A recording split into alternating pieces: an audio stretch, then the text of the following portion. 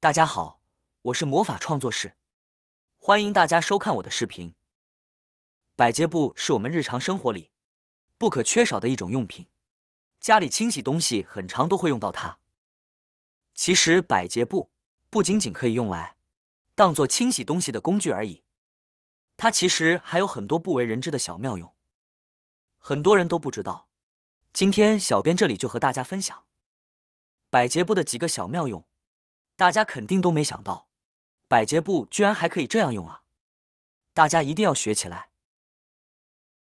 妙用一：我们有的衣服特别容易粘毛毛、起毛球，我们用硬的这一面，直接在衣服上擦拭，上面的毛球和粘的毛毛，擦几下就能掉了，效果非常好。有的衣服起静电，容易沾灰尘，容易脏，用软的这一面沾上一点清水，然后擦拭几下，衣服马上变干净了，非常好用。妙用二：去除冰箱的异味。家里的冰箱如果有异味，大家也可以用到百洁布啊。方法很简单，首先把百洁布柔软这一面微微的弄湿，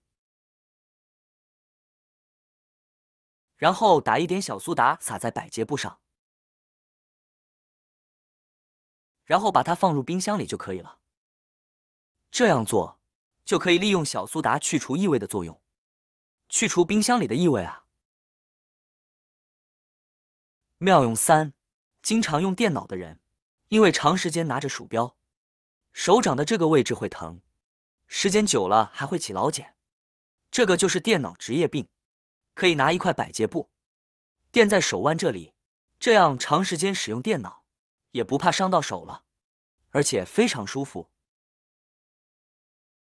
妙用四：拿一块百洁布，让它吸足水，然后装到一个不漏水的塑料袋里，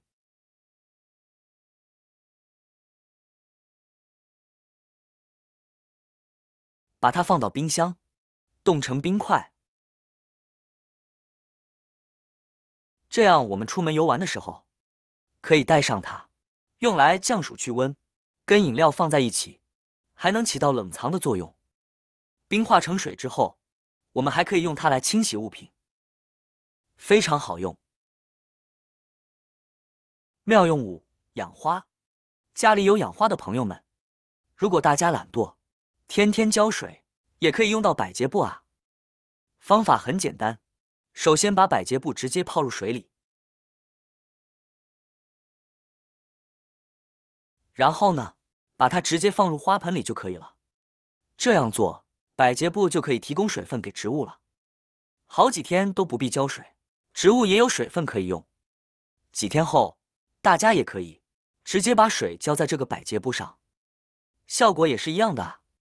有了这个百洁布，就不必每天浇水了，省下不少养花的功夫。